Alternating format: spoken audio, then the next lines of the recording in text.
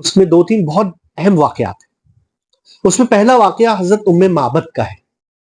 حضرت معبد ایک خاتون تھی، خیمہ غزن تھی، جیسے بدو ہوتے ہیں وہاں پر اس قسم کا ایک قبیلے کہ بس سنگل مکان تھا، وہاں پر آپ کا پڑاؤ ہوا، قیام کیا آپ نے، تو کچھ بھوک وغیرہ لگی تھی تو ان سے کہا کہ آپ کے پاس کچھ ہے؟ تو انہوں نے کہا کہ میرے پاس کچھ نہیں فی الوقت۔ انہوں نے کہا یہ بکری جو نظر آ رہی ہے یہ بہت لاغر ہے، کمزور ہے، یہ دودھ نہیں دے سکتی۔ باقی سب جانور جو ان کے شوہر تھے ابو معبد، ان کے ساتھ گئی ہوئی۔ تو انہوں نے کہا کہ اچھا بکری لاؤ۔ اللہ کے رسول نے اس کے تھنوں کو ہاتھ لگایا تو اس کے اندر ایک دم سے دودھ اتر آیا، بہت زیادہ، اور ایک برتن منگایا، کافی بڑا برتن تھا وہ، اس میں آپ نے دودھ دھویا اور اپنے ساتھیوں کو پلایا، پھر معبد کو پلایا،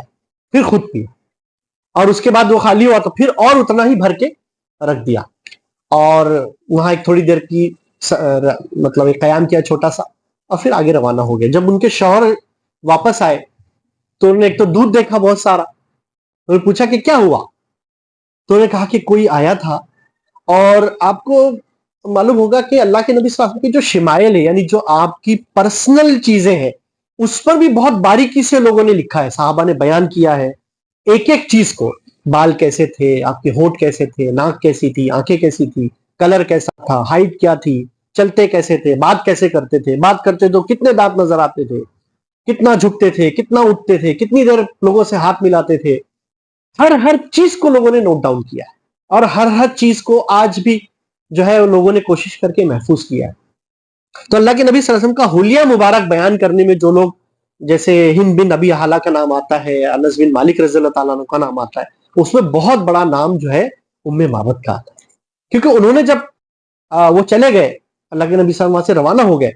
تو جب ان کے شوہر نے پوچھا تو جو انہوں نے بیان کیا اپنے شوہر سے، جو حلیہ بیان کیا، وہ سیرت کی کتابوں میں محفوظ کیا گیا ہے کہ ان کا رنگ کیسا تھا، وہ اجلی شکل والے تھے، وہ ایسی بات کرتے تھے، جو پورا جو انہوں نے بیان کیا ہے اس کو بھی سیرت نگاروں نے محفوظ کیا ہے اور ان کے حوالے سے محفوظ کیا۔ تو ابو معبد نے کہا کہ یہ تو وہی قریشی نظر آتے جن کے بارے میں چرچا ہو گیا ہے، کیونکہ اللہ کے رسول جیسے ہی صبح جب وہ لوگ جب انہوں نے حضرت علی کو دیکھا آپ کے بستر پہ، تو انہوں نے سمجھ لیا کہ یہ تو نکل گیا اب ہمارے ہاتھ سے، تو انہوں نے اعلان کرا دیا تھا کہ جو بھی ان دو لوگوں کو لے کر آئے گا ان کو 100 سرخ اونٹوں کا انعام ملے گا، اور یہ بہت